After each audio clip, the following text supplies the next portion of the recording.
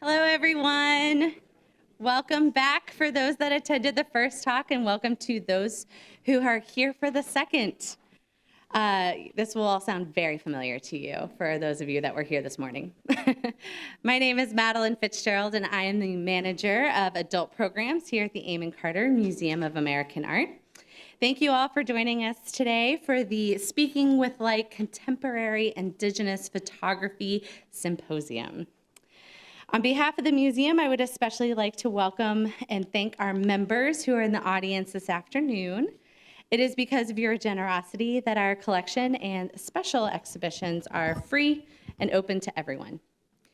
If you are not currently a member, I encourage you to join by visiting the museum shop this afternoon or by going to our website at cartermuseum.org. I would like to thank the TCC Sign Language Program for their partnership with the Carter. These intern students and faculty will be an ongoing presence at talks and other public programs, and I am thrilled that you all are here to support our talks today. Thank you. The Carter has long been one of the leading collections of American photography, collecting and exhibiting works throughout the history of the medium. In early 2020, the museum launched a formal collecting initiative established to expand our photography holdings by collecting the work of contemporary Indigenous artists. Senior Curator of Photographs John Rohrbach, the co-curator of Speaking with Light, guided the museum's collection initiative, which introduced the museum to many of the artists featured in the exhibition, perhaps most fundamentally to Diné photographer Will Wilson. Will is the head of the photography program at Santa Fe Community College and an internationally collected artist whose work centers on the continuation and transformation of contemporary Indigenous cultural practices. Will is the co-curator of Speaking with Light, and in taking on that role, Will deepened the Carter's networks in Indigenous photography and helped define the exhibition's major themes of survivance, nation, and Indigenous visuality. We want to especially thank the exhibition supporters for helping make Speaking with Light possible: the Henry Luce Foundation, the Texas Commission on the Arts, Deborah and Ken Hamlet, the Curly Wallenberg Family Fund, and Anne and Russell Morton. Speaking with Light is accompanied by a publication from Radius Books, which is authored solely by Indigenous scholars and artists. We are grateful for the support of Native Arts and Cultures Foundation for the publication. The book will be available for purchase after this lecture right outside the doors. In the same spirit of growth and learning that was undertaken with the organization of Speaking with Light, the Carter has spent the past year working to develop an institutional land acknowledgement, which is available on the museum's website at cartermuseum.org/about. As a museum committed to telling the full story of American creativity, it is important for the Carter to cultivate understanding and recognition of the history of the land on which the museum was built and its relationship to the region's Indigenous peoples. The creation of our land acknowledgement took place in close partnership with an Indigenous consultant committee comprised of members from local Indigenous communities and regional institutions. Will and John, we are so excited to share in the exhibition you have assembled for the Carter and to continue to hear firsthand from artists represented in the show. After our three panelists speak about their work, the speakers and Will Wilson will return to have a conversation together before we transition into Q&A with all of you. I will have a microphone that I will walk around and provide for all of you and your questions. This will help us get the recording of the questions on our recording of this talk today, which will be uploaded to the Carter's YouTube channel in the coming weeks. Immediately following the talk, the artists and scholars who have presented today will be available to sign copies of the exhibition catalog in the atrium if you are so interested. And now I would like to welcome Will Wilson to introduce the speakers this afternoon. Thank you.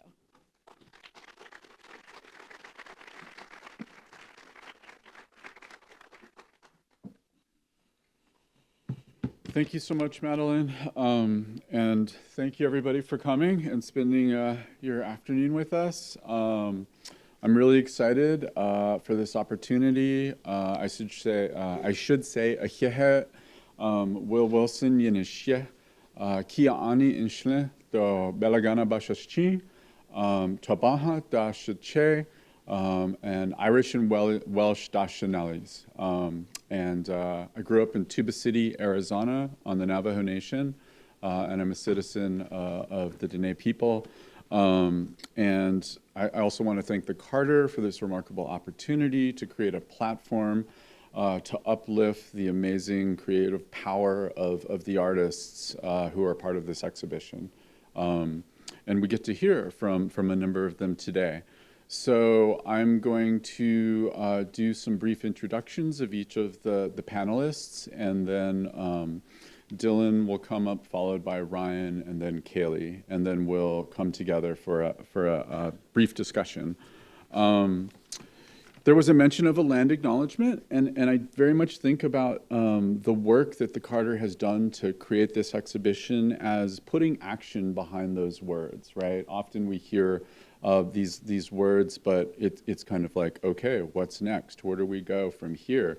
And I think there has been a substantial effort, and it should be, recognized and applauded. I want to particularly thank John Rohrbach, my co-curator, for the opportunity to do this and to bring this important work for and hopefully into the future. That land acknowledgement goes like this. The Amon Carter Museum of American Art is located in Fort Worth, Texas, near the Trinity River, which served as a center for the Wichita and affiliated tribes, the Caddo Nation, and other nations until their communities were forcibly removed from the area by settlers, soldiers in the 1940s. The museum recognizes its role as a beneficiary of colonization and acknowledges its ongoing repercussions, including the systemic invisibility of Indigenous peoples. We commit to meaningful and respectful engagement with Indigenous communities and to amplify Indigenous perspectives and creativity, which are vital to the story of American art. We also commit to good stewardship of this site, using it to build an inclusive and equitable space for all. So, now I'm going to introduce our panelists. First, Dylan McLaughlin, a citizen of the Navajo Nation, is a sound and video artist looking critically to ecologies of extraction. His work often weaves Dene mythology, ecological data, and environmental histories while holding space for complexity. What transpires is the sonification of relationships to land through experimental music composition, improvised performance, and meditations of new forms of cartography and viewing the land. In his multimedia installations and performative works, Dylan looks to engage the poetics and politics of human relations in place. He is a current recipient of the NACF LIFT Award and the Fulcrum Fund Award. He has held residencies at Mask MoCA, Slow Research Lab, and Boxo projects. He received his BFA in New Media Arts from the Institute of American Indian Arts in Santa Fe, New Mexico, and completed his MFA in Art and Ecology at the University of New Mexico in 2021.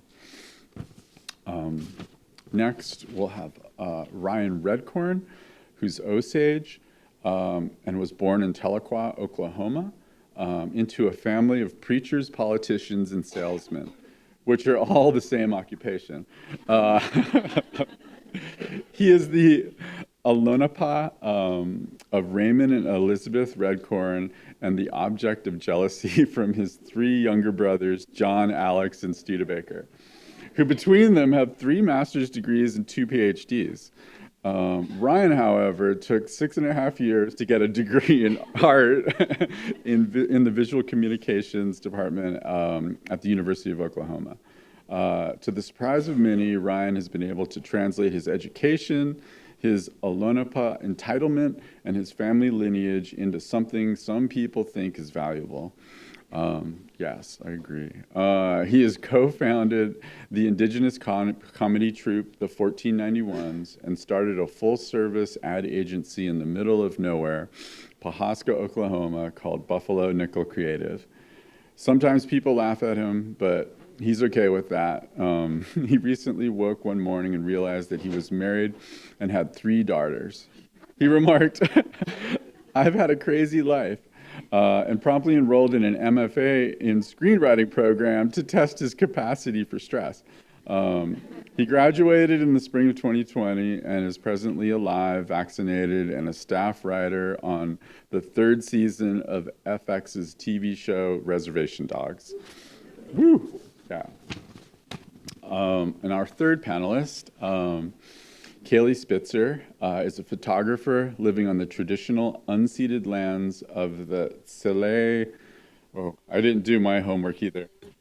Tsleil-Waututh, Musqueam, and Squamish peoples.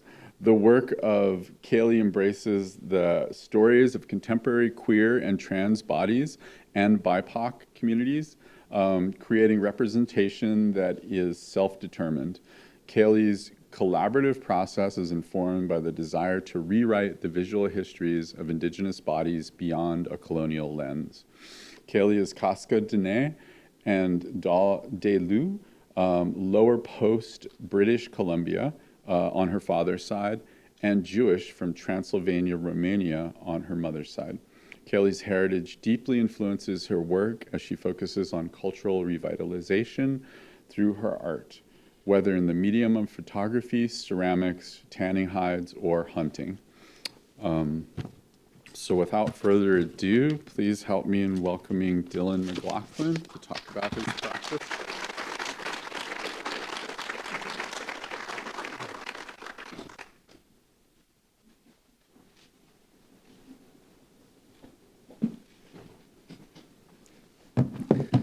Thanks, Will, and thanks to the Almond Carter for having myself and all of us.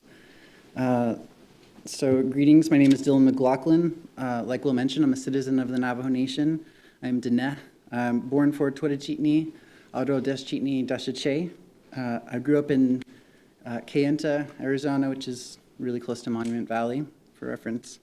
I'm English and Irish on my father's side, hence the Irish last name McLaughlin. But in Dene, our identity is carried matrilinearly, so I identify as Dene. Okay, push buttons. Sorry, should have started there. Let's see, where to begin? I work very interdisciplinarily, and this continues to kind of become more and more multidimensional as I continue on this path of working as a visual artist. Photography is very key and central to a lot of what I do, and yet I very rarely consider myself a photographer. And we can kind of explore and talk about that over the next 15 minutes or so. But I want to start with a particular body of work just as a starting point that I think makes sense for kind of pulling together a lot of this conversation that I'm looking to have here. This is work that I had started doing in 2016 or so. These were a few years of very heavily collaborating with someone that I went to school with, someone that has been a close friend for about a decade or so, maybe longer at this point, Chinupahan Skaluger. He's a ceramicist and more also kind of performing artist, visual artist. It's not about him, but also works very multidimensionally. Chinupa and I spent years kind of before starting to activate our work in collaboration, sharing stories of mythology, sharing creation stories. He's Hidatsa Mandan and Lakota. Again, this is not about him, but we and I would share Dinesh creation stories, and so we found some really kind of wonderful and beautiful overlap in thinking about I don't know, just kind of how these stories are shared, how they're changed, how they're evolved, parallels and differences from, talking about different areas of the continent, the way that stories have migrated, all of this. And it eventually led to us beginning to make work together. Like we had a really strong kind of foundation for these complex conversations that then were kind of primed to be activated through art. And so this is one of our, this is my first investigation visually utilizing aerial photography, so first time flying drones. This work is taking place near sort of the northern part of North Dakota. Chinupa's family's from North Dakota, so for a while, a lot of our work was taking place in this area. This is like an 8-minute aerial video kind of survey of these oil tanker cars in like Fort Berthold, North Dakota area. What I was kind of shocked by initially with this image was it's a as I was learning to fly drones, and again in 2016, I think drones were just becoming more and more kind of consumer accessible. I mean, it's totally different now. I think the landscape is like any one of you can be making work that looks like this. At the time, it was a little different and a little bit intense. And being in North Dakota in 2016, there was a lot of kind of hostility around using this particular medium because of what was happening on the Standing Rock Res and whatnot. And so that initially set in place a lot of like kind of trauma, fear and trauma for me in using this medium. And I carry that now, not happily, of course, but it's somehow an important part of the work that it's there, and reconciling with that and kind of using it in some ways that lead to the work complexifying. I'm building a lot of trains of thoughts here. What was interesting about this particular site was that it's an 8-minute video kind of following this like flying the drone in a very straight line, looking straight down, following this set of train cars, and yet the image never changes except that it's moving quite quickly. And so it was just kind of, for me, that was my first time being exposed to this, like the amount of oil that's being carried in these oil tankers was quite striking to me. Being here in Texas, maybe that's a little more the regular site, and that's a whole conversation. But yeah, but it's striking and shocking, and it led to just kind of thinking about processes of like, well, how do we utilize these images? How can we kind of relate to them, and of course not relate to them? I, at the time, was really interested in systems of improvisation. I was doing a lot of work with the jazz community in Brooklyn, New York, that followed the work of Anthony Braxton. That was really very formative, a formative moment for me, exploring systems for, complex systems for approaching improvisational-based work, including dance. And my background is video art. And so in this particular moment, I'm kind of pulling together a lot of these synthesizing a lot of these different practices that I had been building very compartmentalized before. I was a video artist, I was a documentary filmmaker, I was a photographer, a storyteller, educator, all these things. And then here I am now. And the reason I'm starting with this work is it's the first time that a lot of this was able to become synthesized. So this work went on to become explorations of how kind of simple prompts, like how can we translate information carried in these images into music or into dance. And so I started to see all this work. Again, this is a video, but oftentimes this work is shown photographically. But I consider them to be these music scores.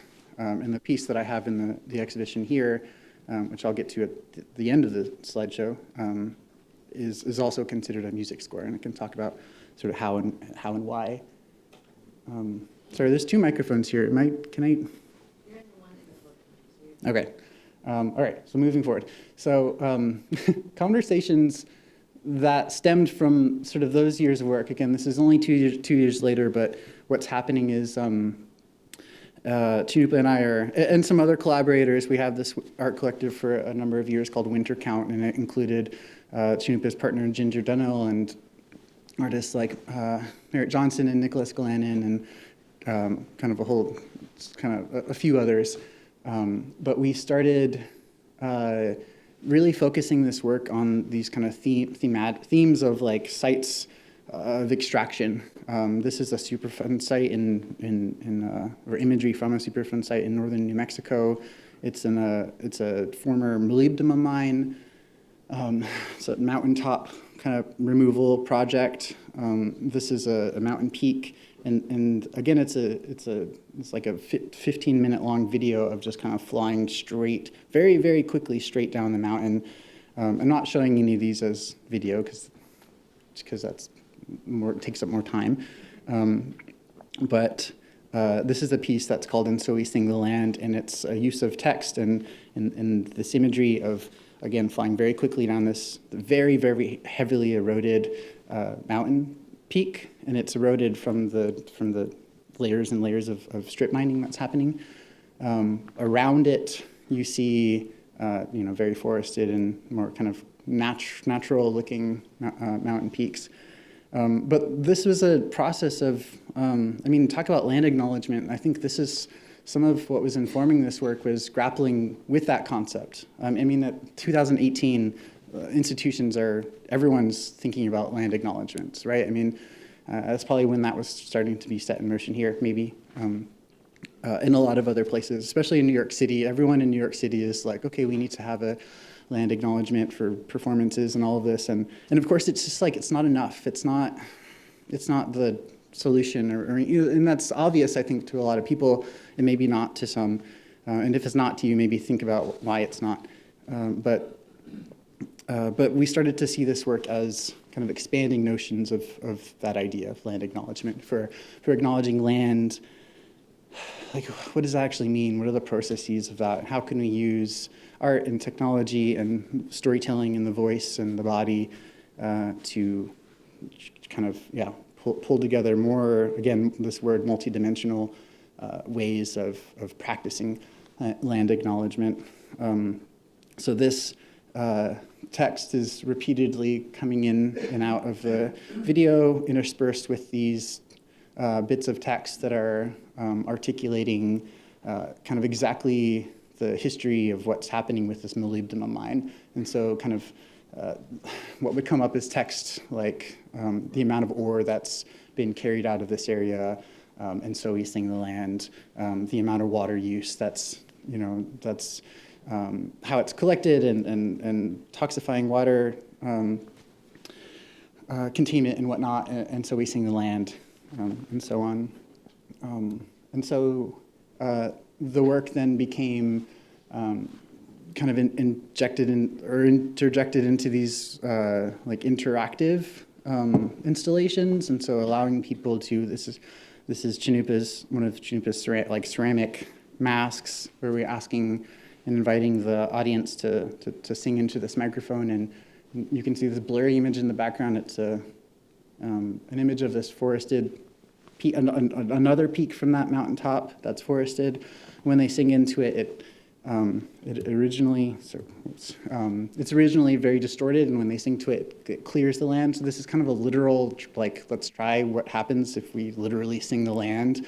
But the interesting thing was when people would step into the mask, they couldn't see anything, and so they would start singing and then immediately try to come out and like see their impact, and it would very quickly go back to the distorted view. And so very quickly people caught on and were like, okay, I can sing for the land, but it's not going to be for myself, it's going to be for other people to see it.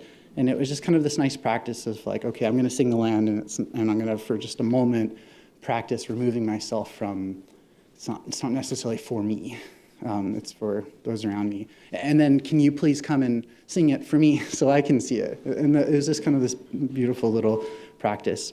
So then the work kind of evolved into, again, you can see all these are utilizing drone and aerial videography and photography. This is a performance that we did with in collaboration with Laura Ortman and Demian Dinajay, who's both very incredible performing artists and writers and musicians.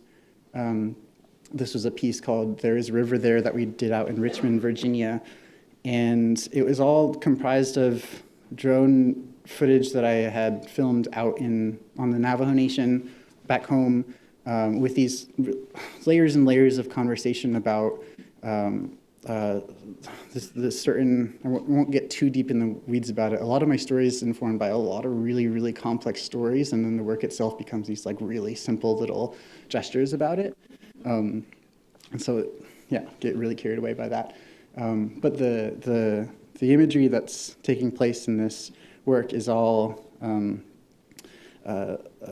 moments, geologic moments on the Navajo Nation that are referred to within Monster Slayer stories.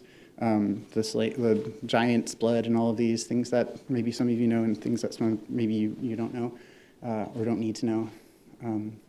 The last few minutes of the piece is all footage from the James River in Richmond, and so it was conversations that Chinupa and I were having about how do we take this place-based work into other places? How do we show, for example, imagery of the Navajo Nation in Richmond in this case? And because then that's it's a complicated layer of I don't know, like one of the core features or one of the core components to a lot of this work is thinking critically about language and how we talk about and relate to all of this.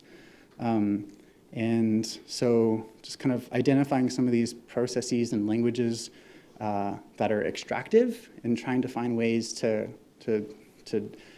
generate away from them. So removing some terminology that is kind of, in my mind, identified as inherently kind of colonial, like, and it happens a lot in photography: shoot, capture, document. I like to just kind of practice replacing that terminology with what I considered more generative terminology: gather, share, grow. It's really easy to do that. It's kind of a nice practice.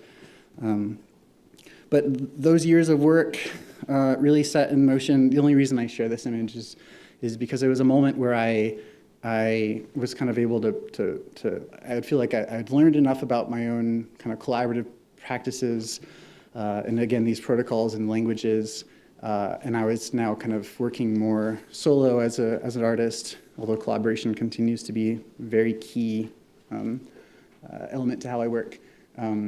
But with all this informed now, thinking about like, things as score, gestures as score, movement as score, like how can we view things and translate them into other mediums or into performance or music. This is a project that I did based out of Albuquerque, New Mexico, where I was at graduate school. It's a piece called There Must Be Other Names for the River. It's a score for 6 singers, comprised of 50 years worth of historic stream flow data of the Rio Grande. And so it's taking data sets from USGS open source data sets from 6 separate monitoring stations, and very literally visualizing the data and then workshopping with these singers to then translate this data into song. And again, it utilizes photographic mediums and video and all of this, but the final like art that you'll see is heard. It's a music piece, but it uses all these technological art making technologies to do that. It's also there's an amplified version. That piece you just saw is an a cappella version. This is a piece. This is a version of the piece that utilizes electronics. It's very distorted. It's very kind of large and heavy and beautiful and contemplative and kind of otherworldly. And yet I consider it kind of a direct translation or trying to be a direct translation of the legacies of histories of drought and diversion, and all of these histories that are packed into the history of, in this case, the Rio Grande. The last 15 minutes of it or so expands into, that's a date right there, the year 3440. The piece starts in 1972, and over every minute progresses one year. And once it gets to the present day, it exponentially increases, so plus 10 years, plus 20 years, plus 30 years, until the piece ends at the year 4220. And it's really, it's just a really interesting practice to start thinking about how do we relate to these I was going to say ecologies, but like, I mean, a river is more than that, of course, right? I mean, how do we relate to these bodies, to these spaces that are so sacred, important to us, and also these ecologies, you know, in these like spaces of imagined futures. So that becomes more and more important in my work. This is a kind of a very related and yet steering into another direction. This is a body of work called, well, in this case, it's called Dismantle a World, but it comes from this phrase that I was toying with for a few years called the people who invent the tools to invent the dismantling of a world in harmony. And it's a very, very long, complicated story about a semiconductor corporation that opened up a manufacturing plant on the Navajo Nation in the middle 60s. Hired about 1,000 Navajo women to hand manufacture these components that were going into like nuclear missile guidance systems, microwaves, turntables, led by a corporation called Fairchild that invented things like the Armor Light rifle used in the World Wars and the AR-15, which is, of course, notorious. And so this is a piece that, again, kind of utilizes this reference to Diné mythology and this concept of monster slayers. In this case, I consider it kind of an embodiment of kind of practicing this idea of monster. It's complicated, and I do it very kind of delicately and carefully. And oftentimes these are performances that are really just for myself. I do end up having documentation of it, videos, photos, aerial videography, and constantly kind of finding ways, like, how do I show this work? It's so close and personal and complicated, but it's a gesture, or the idea is it's a process of kind of, like I've identified the monster to do, kind of like pulling in things around it. So like it's embodying violence embedded in land, harmony, disharmony, disruptions, beauty, all of this, embodying this, and then kind of finding ways to resynthesize that into, in this case, sound and performance. And so it's a performance-based series that, yeah, again, results in sound. In all these other mediums, I have like photos and videos and the different. It's very shape-shifting, like a lot of my practices. But I just wanted to spend the last minute or so kind of gearing towards, or moving towards the work that I have in the exhibition here. This is kind of me picking back up the drone. I don't know if you noticed, but there was a moment where the drone kind of became a little pushed back, and that it's becoming more and more central again. This is me starting to think about, again, how can we consider the visuality of the technology that this technology provides, like the drone in this case. How can I utilize that again to approach systems of interpretation and transformation and improvisation? So how can these photographs of, in this case, a bridge leading across the Rio Grande, very threatened and complicated story of drought and crisis and all of this, how can imagery like this be translated and workshopped into performance? This is of the same investigation, thinking about pinon pine die-off in New Mexico. This is a species that has experienced in the last 20 years 90% die-off. Probably in Texas too, West Texas. I know there's a lot of pinon pine out there. I mean, 90% die-off is like pretty extreme, and it's such a like culturally significant keystone species, very important for these ecologies, small mammals, insects, all of this, and so there are conversations about visible, like what's made visible and what's kept invisible in these conversations about extinction and extirpation and die-off and drought and very, very loaded, heavy things. And again, then finding ways, how can this be translated into performance? Not lightly, I mean, none of this is done lightly, but it's also not done with the intent of it being necessarily heavy. It's somewhere in between. Which leads to this work, the body work that I have in the show. It's called Lines, or I'm also starting to think of it as this title, Wires Under Tension, San Juan Generating Station as Score. This is one of the worst polluting power plants, I think, in the country.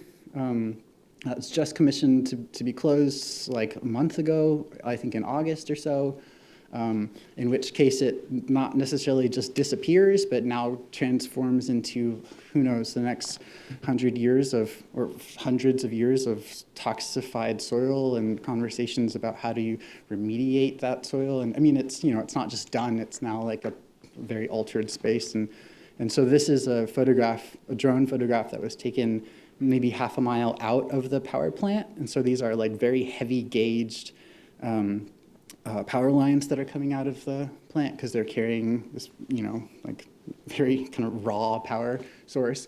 It's also about a half a mile from some major agricultural fields. There's a wastewater or looks like a river that comes out of the power plant that goes also directly into these agricultural fields that runs parallel to these power lines. And so it's a place that's just like packed. I mean, all these places are packed full of this complexity, but this is one that I happened to focus on for this particular project. Will likes the image because it kind of is reminiscent of music notation. Something I, funny enough, never really thought about. As I was making this work, it kind of just so happened to be the photograph that I took. But I've really leaned into that and thought about, okay, of course, I work in sound, I work in all these intersections of these mediums for these complex stories.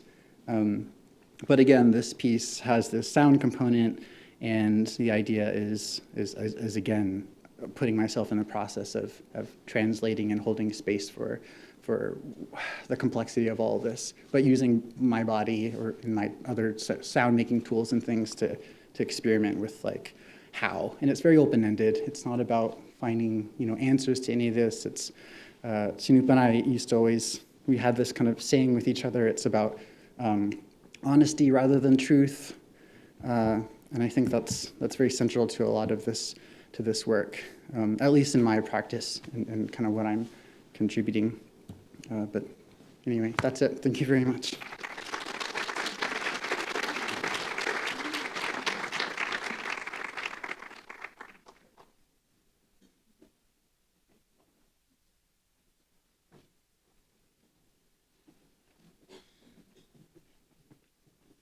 Am I using this thing or this thing? I can't look at them while they do that? I apologize to you guys in advance. Not you guys, these guys, because I love watching ASL. And I told them earlier, oh, sorry, I forgot. My name is Ryan Redcorn. Did you tell them? All right. I'm Osage from Pawhuska, Oklahoma. And I do a lot of things. But one of the things that Dylan mentioned a couple times was just language. And language is key to all of the work that I do. My children go to the Osage Immersion School in Pawhuska. I also know a little bit of Plains Indian Sign, which predates the language that they're talking here. So I kind of want to step out to the side and let me just tell you about Indian Sign. First of all, it was like before colonization, Indian Sign was it was the largest geographically spoken language in the entire world. It stretched from Canada all the way down here into Texas. My tribe, Osage Nation, was located at the confluence of the Mississippi and the Missouri rivers, and we were part of that. So I'm going to talk really loudly and step over here just because I want to go through some signs and just see what they do. This is for me, not you guys.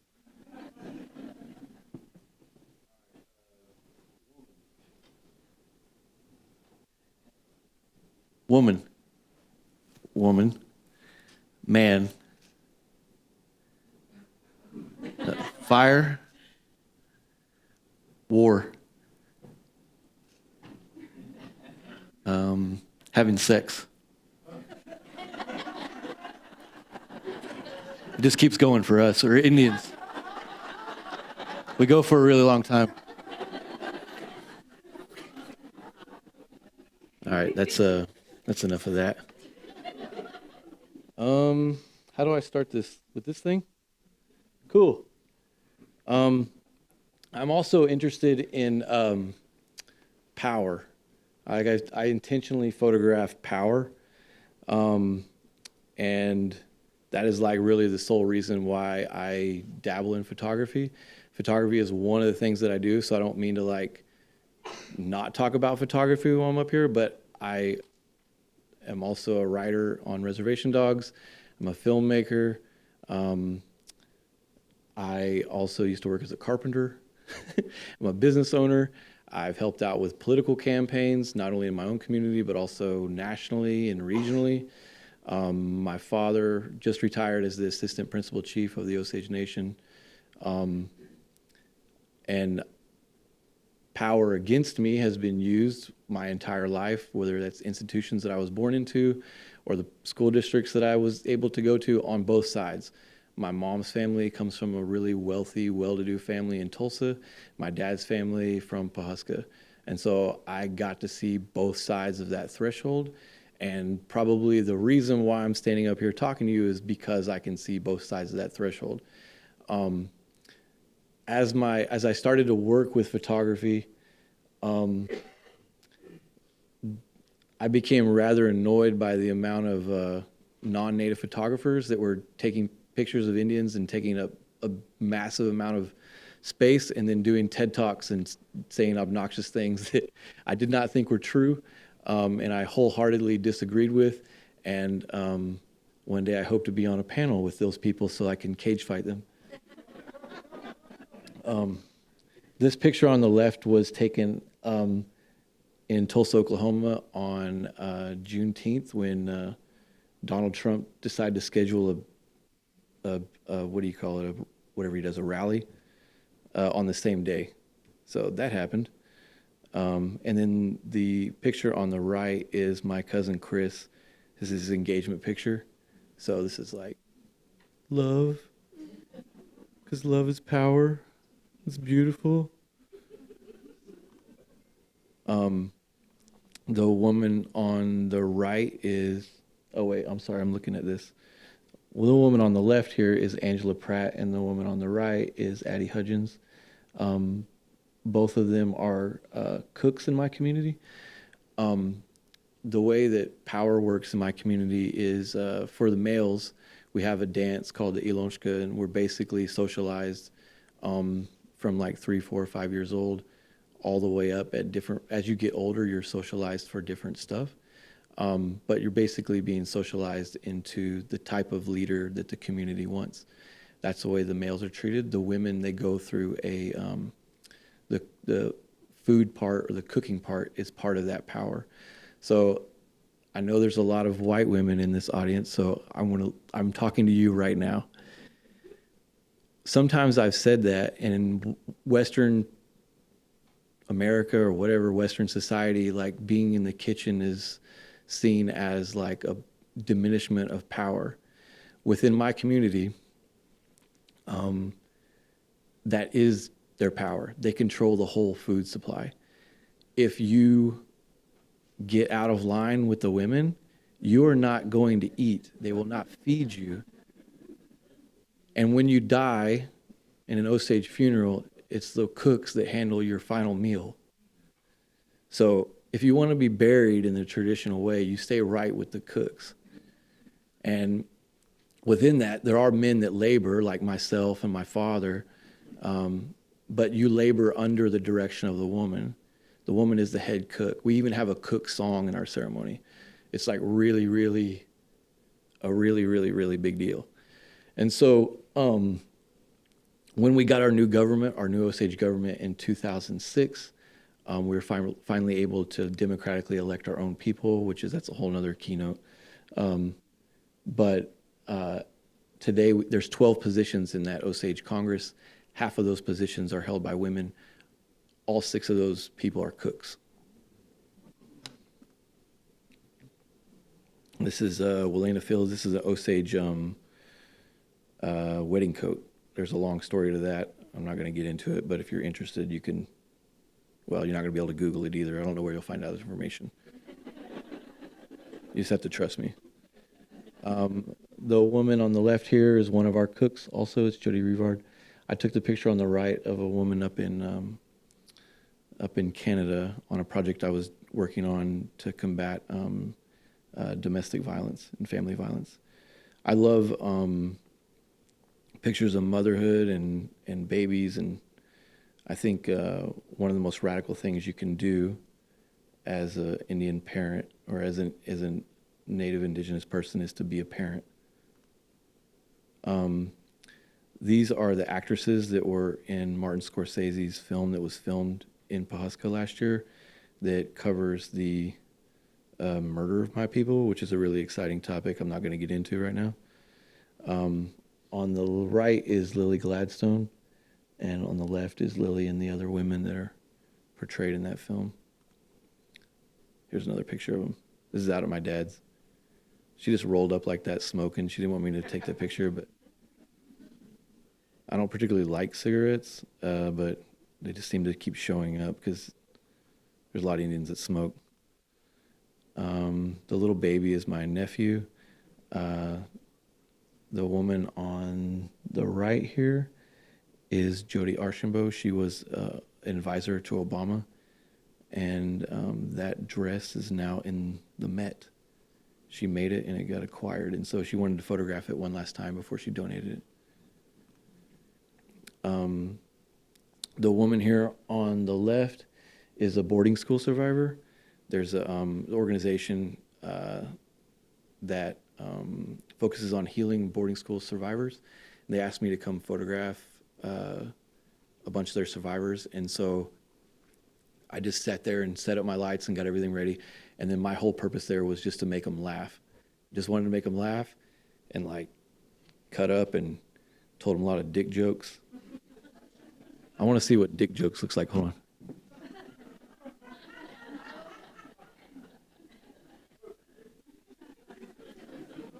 Dick jokes. Uh-oh. I lost. I did. That's cool. I'll just hit this button, and I think it'll still work. This is one of the language speakers. I want to get this mouse off of his face. This is one of the language speakers for the. He speaks Chickasaw. I did a whole project of fluent speakers of Chickasaw. They weren't just elders. A lot of people like to say languages are dying. There's actually a lot of people that are learning languages. They might not be first language speakers, but there's a lot of support for language, and I really believe in it. It creates a way for you to think in a way that is very different, in ways that are not really possible, I don't think, in English conceptually. Also informs you how to behave and treat people. This was one on the left is there from another picture from Canada, and the picture on the right is Truman Pipestem, who is now at Yale. Yeah, this was his graduation picture. He was going to Yale.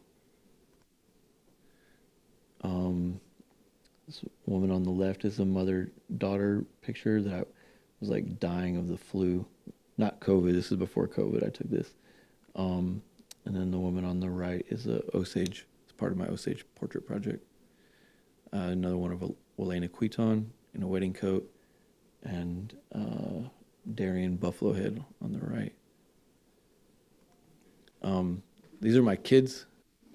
As you can probably tell, pretty weird like me. I like I said, I'm interested in photographing power, and that goes several different ways. Like one, the pictures that I have printed up, because photography is not my only source of income. It's kind of like my extra credit or whatever. I just have told, and including this museum, when Will called me, I said, I just want to do 10-footers. They're so much fun. And like, I'm really, like I said, I'm really interested in taking, like, indigenous people taking up a lot of space and reclaiming space. And even if it's for a short period of time. And I want people to feel small in the presence of people who are usually the ones feeling small. And I just thought that, you see large pictures of people all the time on billboards, but I never see my own people. So I just decided to like I got really pissed off, like I said, about white photographers, and I used all my comedy money to go buy really expensive equipment, and then I just started taking pictures of Indians and blowing them up to these massive, massive things. And so, but the power goes both ways. Like my kids' faces are covered here because I used to post them on Instagram or in Facebook, but there was like strangers and shit that kept like coming and picking them up, and that weirded me out. So I just went back and I deleted everything. And you know, if they want to be known publicly, they can make that choice when they're older for themselves. That's my dad. He's pissed off at me for asking him to take his picture. He's in a field of red corn. That's a traditional seed that we used to plant in Kansas and in Missouri. The land that we got removed to in Oklahoma is not particularly well known for farming. That same seed, if you planted it in Missouri or Kansas, it would grow to be 12 feet tall. Here we had a particularly good year for rain, and so my dad's really short. I mean, you'd think that corn was like 8 feet tall, but my dad says he's 5'7", but he's a freaking liar. He's like 5'4", maybe 5'5". But in his defense, I did see him jump up and grab a rim with 2 hands when I was like 7 years old. Yeah, so he can jump. I mean, not anymore because he's old. This was another speaker who's since passed on. Yeah, he's speaker of Chickasaw language. This was I took this picture in color, then processed it in black and white, and then went back and hand colored it, which was just something I was just kind of experimenting with. The man on the left there, his name is Mowgli Lookout. It's my uncle. He basically invented the Osage syllabary. We have our own alphabet, which as of 2-3 years ago was adopted by Unicode, which if there's any nerds in the crowd, there's only 3 indigenous languages that I know of that have been adopted by Unicode, and that's Cherokee, Osage, and the Cree Ojibwe syllabics. So now Osages can text each other in Wajaji'ia. I think I signed somebody's book yesterday in that. And they were like, how do I translate that? I was like, you don't. The woman on the right is one of our cooks. Her name is Selena. During that cook song, the cooks will drag fabric on the ground, and then after the song, they give it away. And this isn't during the dance. We just kind of set this up in my office so that we could, if you know that, you enjoy it. If you don't, whatever. I don't care. It's for my people. So it's kind of a celebration of that power. These are some Ojibwe boys up in Lac du Flambeau. Dang, I didn't even notice that sticker. I must have gave him that. That's my sticker. It's the same. If anybody ever goes to Denver, Colorado, there's an Osage restaurant there named Takabe, and this is painted on the side of it. It's really delicious. They have blueberry barbecue sauce, bison ribs. Yeah. They also have you can order a red corn too. There's also a harjo. I tell people it gives them diarrhea though. It's really good. And then this is my friend Sami, who this was her graduation from college picture, and this was taken at Second Mesa, among at Shingopavi. I know we have a couple Navajos here, so don't be getting. This is the most Navajos I've been around in a long time. I'm usually Team Hopi, and I've been waiting for this moment to tell them. That's an Indian joke that is for these Navajo guys. But she was standing there, and then I was like doing something with the camera, and I looked up, and she goes, "I'm the Statue of Liberty." I said, "Don't move." And yeah, I took this there as the sun went down there on Shingopavi, and it's very much. I view all of my portraits as collaborative. They're 100% collaborative. I can't take my pictures without the people in them. So when the Amon Carter bought the picture of Everett, as soon as I got the check, I went and gave Everett a big chunk of money, and he was like, "Oh, brother, appreciate you like that. I'm gonna remember you. You're a good nephew like that. Oh, like that, brother.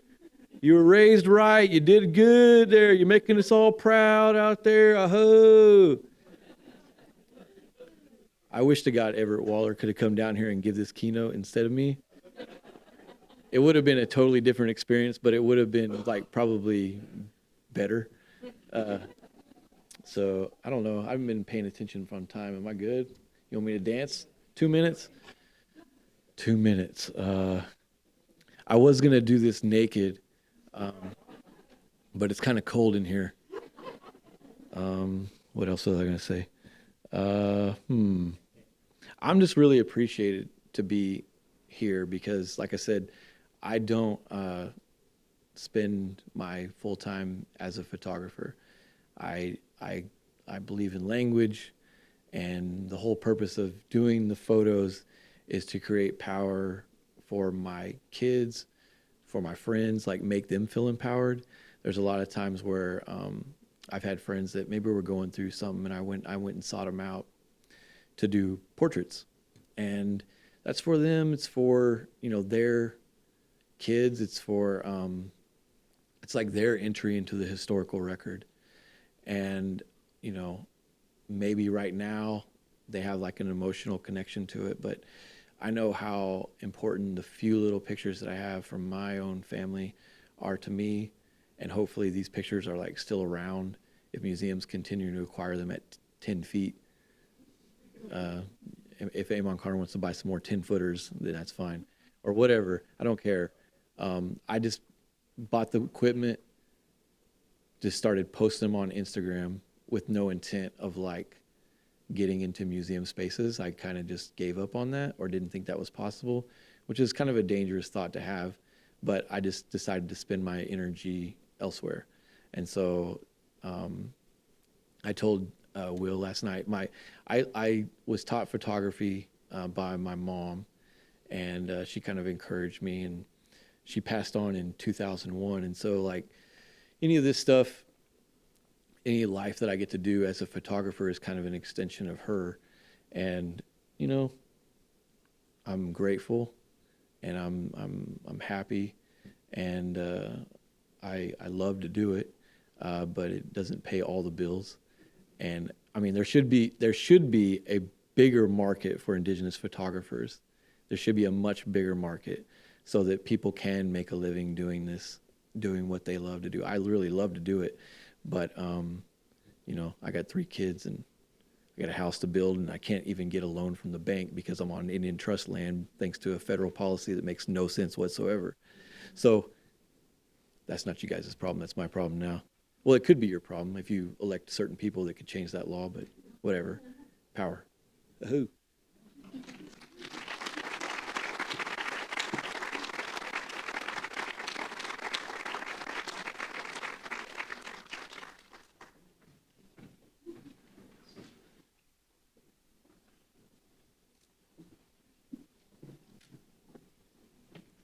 Okay, so the mouse and just keyboard.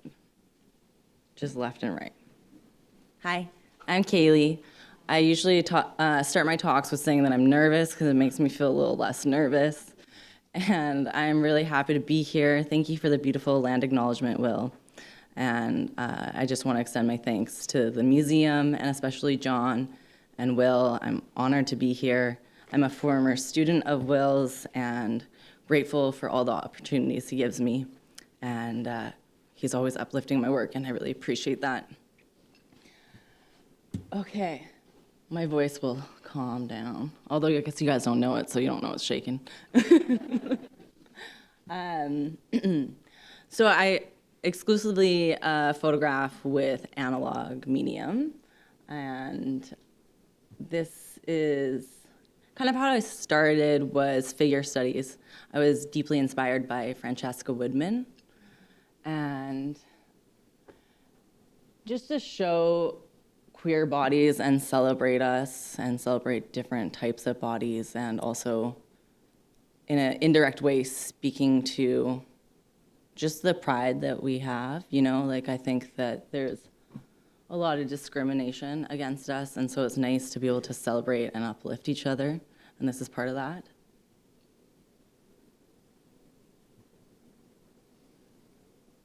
These are made in Utah. The first one is titled ACAB. It's a self-portrait. All cops are bastards, if you don't know. Sorry if there's cops in the audience.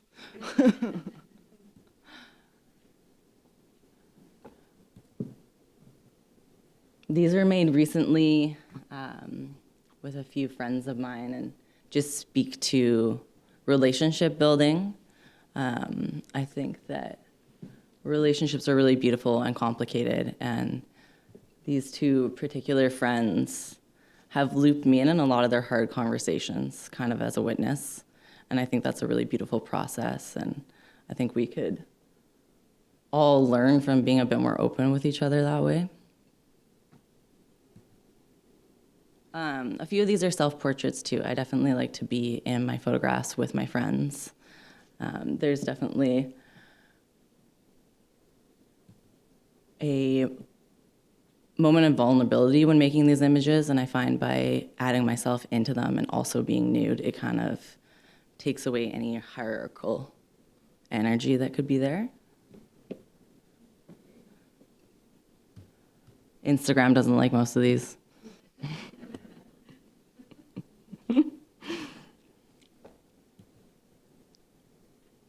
Yeah, I feel really grateful to witness all different types of love, and I think that's what these photographs are mainly about.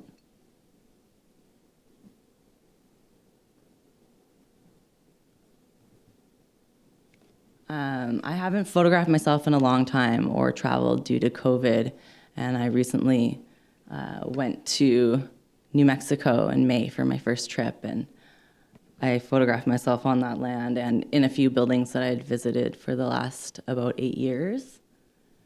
And it was kind of emotional and beautiful to witness the changes in the land and myself. I've definitely become a lot more introverted through the last 3 years, and so this was a healing moment for myself.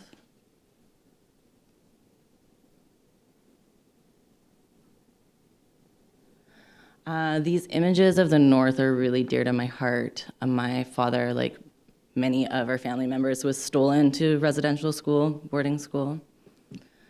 Did I not even introduce myself because I was so nervous? I didn't do that properly. Okay, so even though Will already did that, I'm Cascadena on my father's side, originating from Daly, so-called British Columbia, Canada. I put that in quotes because nobody asked me to be Canadian, and most of my family does not identify that way. He was stolen at the age of 5 and ran away successfully at 15. So I'm a late bloomer, and I've always been connected to my culture, but learning how to hunt, tan hides, bead, fix fish, these kind of things came later in life for me, as opposed to my siblings who were raised majority up north. My brother started hunting before he was a teenager. And so there's a gap in knowledge, which is also complicated to talk about, I find, because I think that we inherently have this knowledge in ourselves, in our dreams.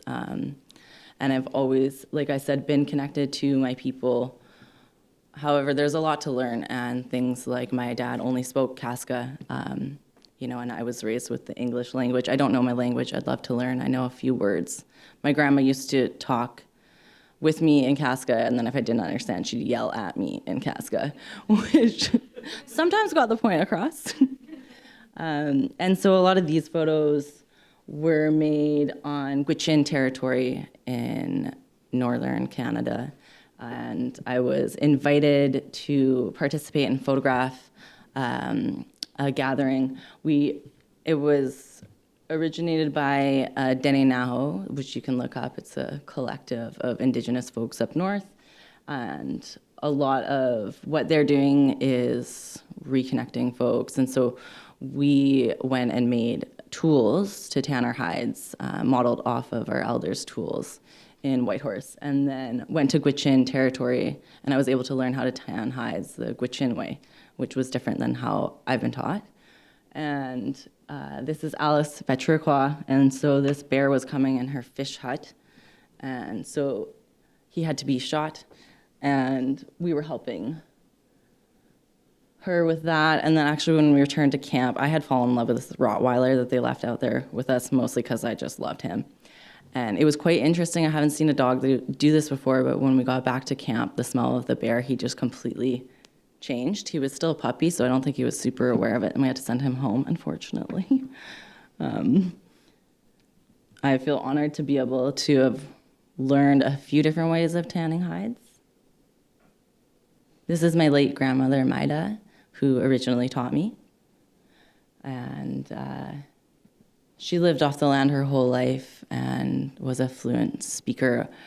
All of her kids are also fluent speakers, and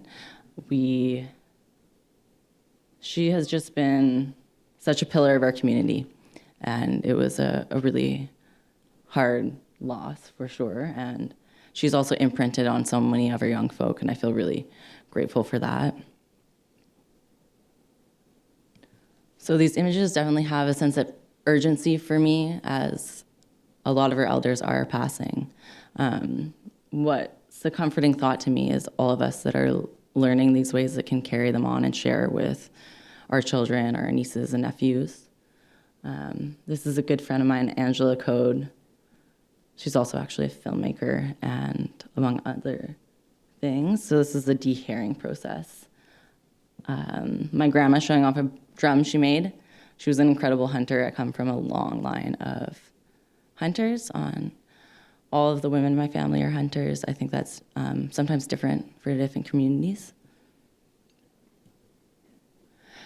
And exploration of resistance and resilience is all tintypes. So Will Wilson taught me how to make tintypes and was a really generous teacher. I'm also very inspired by him, and a lot of these, not unlike his talking tintypes, have voice recordings to go along with them. I previously thought I was showing these at a big size until I saw Ryan's work, and now they seem real small. So like what Ryan had said as well, the idea is to feel small, to be looking up at us, to be put in perspective, and to hear our stories and see our faces. For the voice recordings, there's no editing unless a person wants to do it. I'm not skilled in that. And yeah, it's just to share whatever you want to share. Not all of them are in English, which I also appreciate. And these images, so these are the images in the show of my friend Audrey Siegel, and in memory of her sister and honoring of her sister Maria and all of our missing and murdered Indigenous relatives. And this ongoing series is about having accurate representation, and also, like Ryan said, I view all of my images as collaborative. I wouldn't be able to make them without the people in them, and I feel grateful for everybody's vulnerability and connection with me, and therefore gifting you the experience of viewing the images as well. And also to expand on what Dylan said as well, our use of language around photography. I am trying to update the language that I use, not taking a photo or making a photo, creating, just trying to get away from that colonial language. And I think that photography for a long time and historically, and still to this day, has been used as a violent tool of the taking, and I think a lot of our relatives were inappropriately photographed. And so, like many of us, what we're doing is collaborating with the people in the images so that that's not happening anymore. So there's autonomy and, like Ryan was talking about, power. And I think it's really important to celebrate a lot of different walks of life and see the connection between all of us, and also being a mixed person and not growing up with representation that I wanted to see with BIPOC folks and queer folks. And so trying to make those images as well. For Holland's voice recording, they sang their thesis They're a musician. They're incredible. Hall and Andrews, if you want to look them up.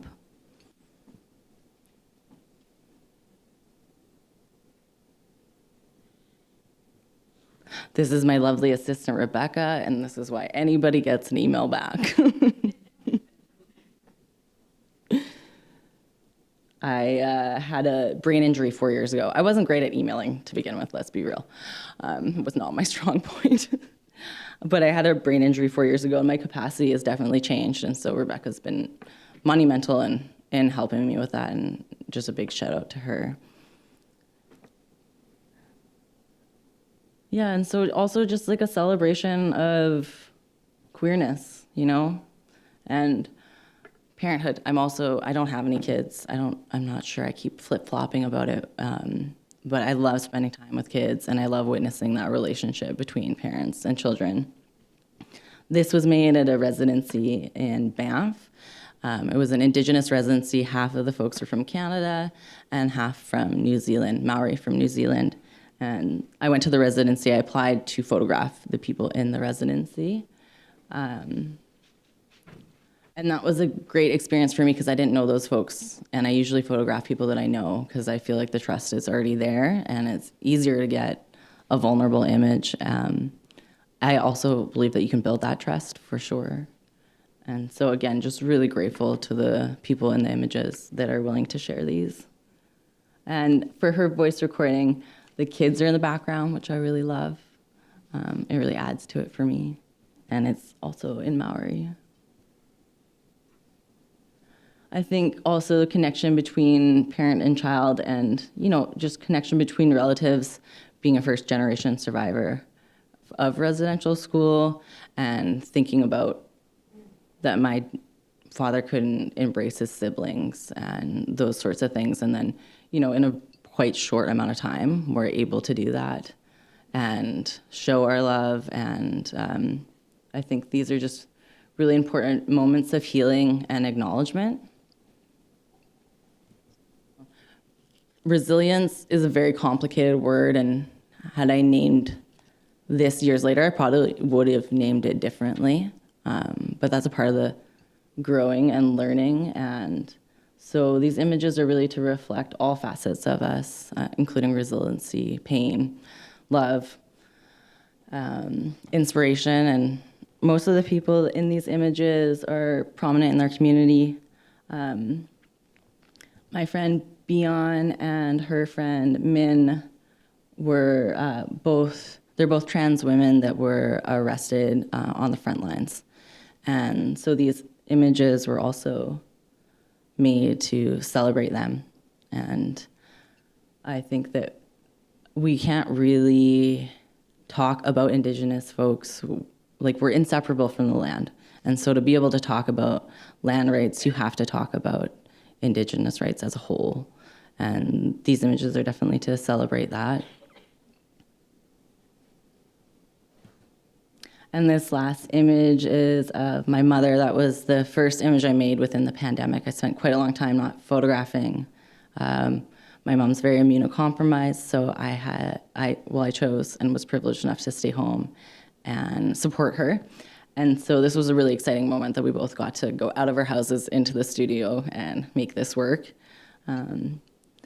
And she's been a longtime supporter. Art's been supported on both sides of my family and really valued, which I have a great appreciation for. Soga sinla.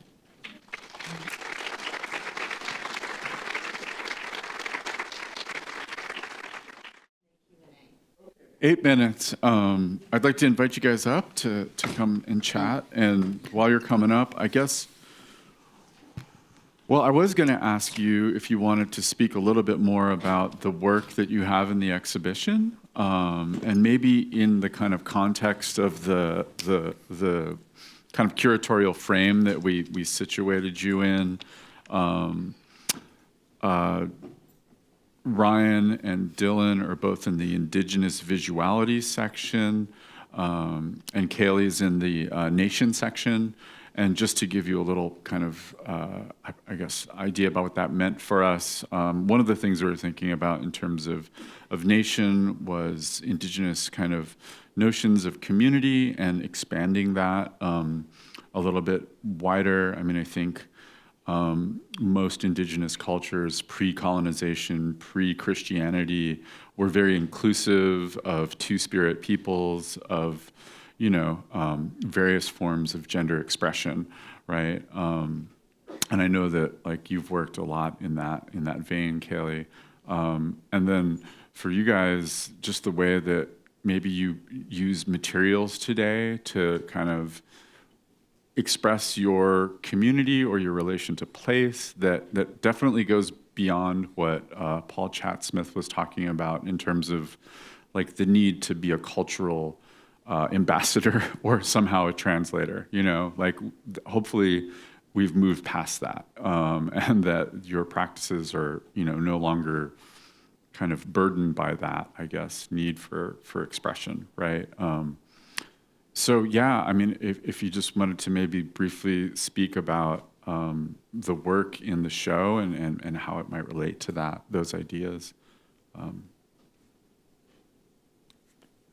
You're up, Ryan. Okay, I'm up. I don't really have like a loyalty to the medium. So I own an ad agency which is responsible for a lot of mass communications. And so I have a whole different toolkit available to me. I mean, I went to a fine arts school and all that, but like, I don't know. I'm working in billboards and big stuff all the time on a regular basis. So I don't have any qualms or like being precious about like if somebody went up there tonight and took a knife to my piece, I'd be like, that's cool. I'll just order another one. And then maybe that one will hang next to that one and it'll be a story. I don't know. Like I don't care. Like the image is like it's designed for power. If somebody had that kind of visceral reaction to the piece, it was probably because of the power it was trying to occupy. So like I don't really have like a preciousness to it.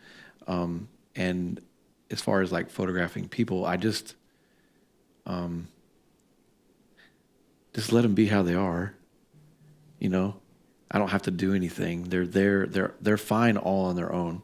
Your job as a photographer is to like make them feel beautiful or make them feel powerful or find a way in with what's there. You don't really have to like modify the situation, but create a scenario or a context under which they can be an ambassador for that type of idea or whatever it is that they're an ambassador for who they are. And they can just like take their place in the pantheon of images that we're exposed to all the time. And, if I do my job, hopefully the collaboration can take a little bit of that weight off of somebody, an indigenous person, as they're moving throughout the world. Cool. Dylan, one of the things that I really was fascinated by was this idea of like animating the monster and becoming the monster in some ways, and then using that to, I don't know if you're working through those issues and ideas and then transforming that power in some way through your creative practice, but I thought that was really fascinating.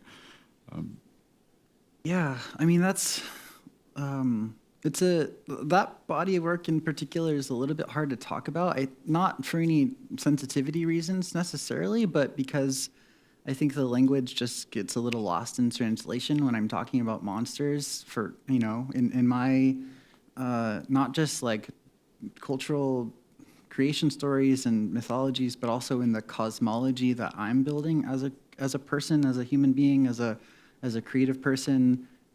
I consider the cosmology, which includes my relationship to those stories and how I'm, activating them and reactivating them and retelling them and being inspired by them and using the structures of them and all of this, I just kind of simply call my cosmology to my work, within my work. I have this like, it's like really it's really heady for me. It's really like a mess of intersecting ideas. And then, the work so then just to say like it's a work about embodying monsters, it just feels a little bit strange to me. Although it's kind of like well, that's the truth, sort of. The truth is strange. Yeah, right. See, truth is weird. Truth is rigid. Honesty, I like the honesty is flexible, not so rigid like truth. But those are the spaces I like to play. I am currently playing in as a person who works in translation. And we're talking about you're using the word translation, as am I. Yeah, a lot of it's just kind of like how do we, transform and translate these through protocols and language and these tools and technology.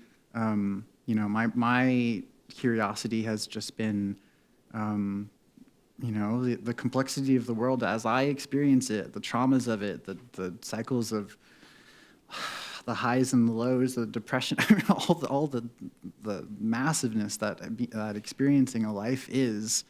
Not to say that my work is some large, precious thing. I mean, I also don't consider my work necessarily to be so precious in the materiality of it. I do respect it, and I do have, again, protocol is important. I do kind of try to make carefully and with appreciation and respect and things, and yet. I find myself sometimes, I try not to say this in artist talks because it just does, it's like really doesn't make a lot of sense, but I've been doing it more and more. Say it. A lot of the work I'm making is not necessarily about the work itself, right? I mean, it's like the work is the materiality of it or visuality of it is kind of a byproduct of what I'm really interested in, which is the complexity of things, the relationships between things. I don't mean that in some weird, full of myself kind of way. I really mean it in a very like, I'm learning all the time. I really appreciate the panel this morning because it really did give me a lot of, it's nice to have those contexts of like, these are the lineages and, experiences of that have kind of put in motion a lot of our ability to be where we are right now, making work that is really deconstructing conventions, deconstructing language, all of this. But anyway, that's where I reside. It's pretty messy, but it makes a lot of sense to me. And so yeah, art.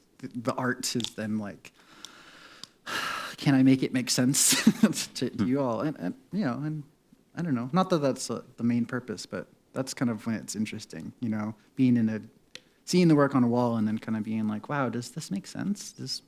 I don't know. Yeah, I think so, but also it's definitely going to be interpreted in a lot of different ways. Kaylee, do you want to speak a little bit about your work in the exhibition and maybe how you think about it in relation to where it is and, Audrey Siegel's story, perhaps? I don't. Definitely. So like I said before, I really enjoy photographing people I already have a relationship with. And I'd known of Audrey. She's a prominent person in a lot of communities. She's committed her life to, supporting so many different communities and working against the fentanyl crisis and on land rights and Indigenous rights. She's an amazing person. And I was originally commissioned by the Bill Reed Gallery to photograph her as an honoring of her. And I'd seen her before and photographed her before, but I didn't actually know at a gathering. I don't usually show those images because I don't have permission, because I don't know all the people in the images, and that's a value of mine, is being able to check in with people. That's part of them having autonomy. And so I hadn't known that I had photographed her. I just found those photos actually and sent them to her. She was really happy. So we met when we were making these images. And she recently was also on the Murdered and Missing Indigenous Women's, Girls, Queer, and Trans Folk Commission in Inquiry in Canada. And that was really complicated and heavy, and I don't think the Indigenous people involved were afforded enough support. So that's just a bit of a background on how amazing she is and a few of the things that she does. And her sister passed away 8 weeks before we made those images. And I was honored that she showed up with so much heart and was able to be open with me and trust me. And so these images are made to honor Audrey and her sister Maria and all of our missing and murdered relatives. And I think a lot of what Audrey and I took away from these images and then our continued friendship was all the facets that go along with it. And of course, the pain, but also the hope and connection and healing. And the biggest compliment to me as a photographer is if somebody feels really good about their image and powerful. And it's Audrey's favorite image that she's ever had made. And the way that she speaks or writes about it makes me cry. And that's how I know I've done a good job. Because like we're all saying, you know, the work is often for the people in the work. And we've been the best of friends ever since. And I have a lot of gratitude to her. This was, on a technical standpoint, the first time I completely mixed my own chemistry, so I was also really nervous that way and pleasantly surprised that it worked. And so I think also there's such a complicated relationship with photography often, including for myself, being photographed. And so for this to be a good and healing experience for both of us was really important. I think I had a point there, but I lost it. So to move on to the relationship of where it is in the show, can you also remind me of the name of that section? Nation. Okay. So just speaking to connection, you know, that's what that means to me. And I'm not from these lands. I'm a grateful guest here. And just there's so many moments of connection even in this room. And I feel that way about Audrey, really. She's so connected in so many ways to so many different places and people, and she's just kind of a beacon of light. Like if you meet her, you're just, it just feels good to be around her, and I think that's what connection is too. Like that's how it feels for me to be here with all of you. You know, instead of in my house alone with my complicated dog. It's so nice to feel connected, and I think that that's what keeps us going. And then thinking about connection within different relationships, different cultures, and then our responsibility to connection too. And in Canada, we have this thing, Truth and Reconciliation Commission. I could talk forever about that. I definitely have qualms with it. That's also could be considered connection, you know, connection between Indigenous folks and non-Indigenous folks and where the relationship and the responsibility is. So that's kind of how I think about it, which is maybe a little bit more of an abstract way of thinking about it. But I think connection is really what keeps us going. Right on. Do we want to ask the audience if there are any questions? Does anybody have any questions? Great, I'm coming around to you.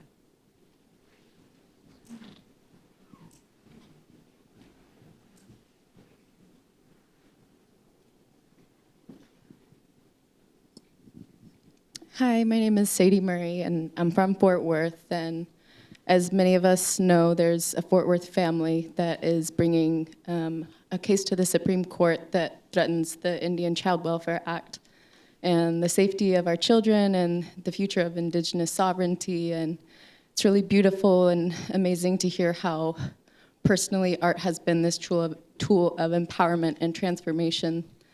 So my question is about how we as Native and also as non-Native people can help carry this responsibility. Like how can we engage with art in meaningful ways? Like Ryan, I know you worked on a political campaign to help change the name.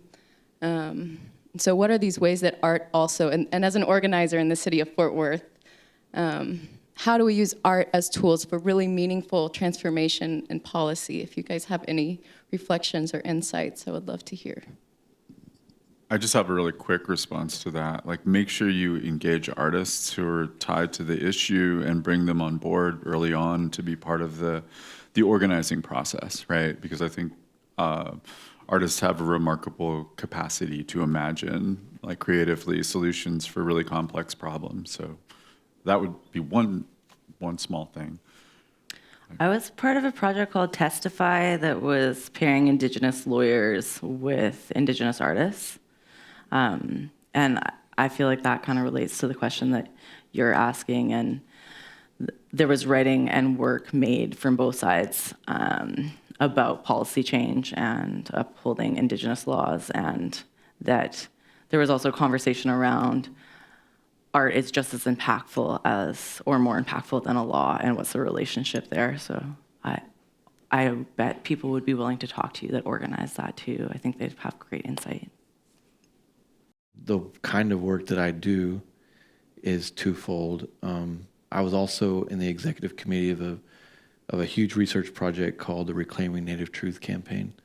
And inside of that, I got to see lots and lots of data across the entire country, organized by race, by gender, by geographic location, by class, urban, rural, all across. I got to see the entire spectrum of the country and how they feel and think about Indigenous people. When you're doing direct messaging, because there's not a lot of messages about Indigenous people, you will get some gain, and there's some ground to make up there.